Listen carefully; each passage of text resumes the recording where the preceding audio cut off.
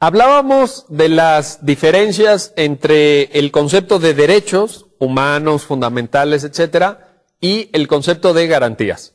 Decíamos que las garantías son precisamente los remedios procesales, las vías a través de las cuales se pueden tutelar los derechos. Y en México, pues existen varias, como ustedes saben, garantías de los derechos. Esto es importante señalarlo y subrayar su importancia, toda vez que un sector importante de la teoría jurídica de nuestros días, de la teoría jurídica contemporánea, ha señalado que sirve de poco, desde un punto de vista práctico, tener muchos derechos en la Constitución, tener derechos en los tratados internacionales, pero no tener formas de proteger estos derechos, es decir, la ausencia de garantías. Incluso se discute si todos los derechos pueden ser igualmente protegidos. Se discute, por ejemplo, si el juicio de amparo puede proteger derechos de carácter social, el derecho a la vivienda, el derecho a la educación, el derecho a la salud, o si los jueces no deberían de meterse en esos terrenos que son propios de la administración pública, de los poderes ejecutivos que planean y diseñan las políticas públicas para llevar a cabo estos derechos.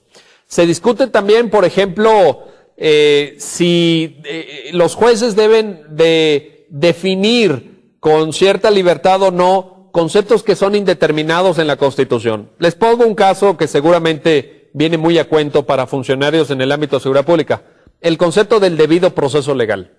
Los tratados internacionales hablan del debido proceso legal, de ciertas formalidades que se tienen que seguir para respetar los derechos humanos y para, en su caso, imputar responsabilidades penales o de otro tipo a un ciudadano.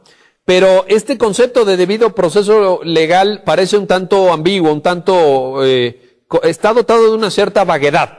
Y en este sentido también se preguntan si los jueces, a través de los medios de garantía de los derechos, pueden o no entrar a hacer estas definiciones o si le tocan a los legisladores, etcétera, etcétera. Lo importante es esto. Los derechos deben de estar garantizados.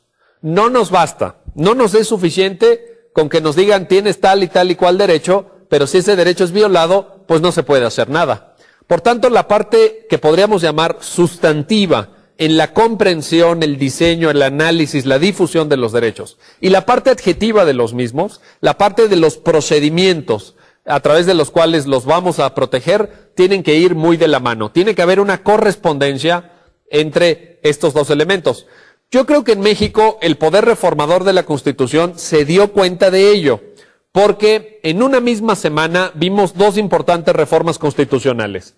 De un lado, el día 6 de junio del año 2011, vimos una importante reforma publicada en el Diario Oficial de la Federación en materia de amparo, que ya viene a modernizar ese instrumento privilegiado, ese instrumento que pues es el que está más al alcance de los ciudadanos para la protección de los derechos, el 6 de junio. Y por otra parte, el 10 de junio, en el Diario Oficial de la Federación, como ya lo señalé, se publica una importante reforma en materia, digamos, sustantiva de derechos humanos. Esto significa, por tanto, que está el poder reformador de la Constitución intentando empatar estos dos ámbitos, de protección sustantiva, pero también de buenos procedimientos para asegurar en la práctica que los derechos sean observados y cabalmente garantizados.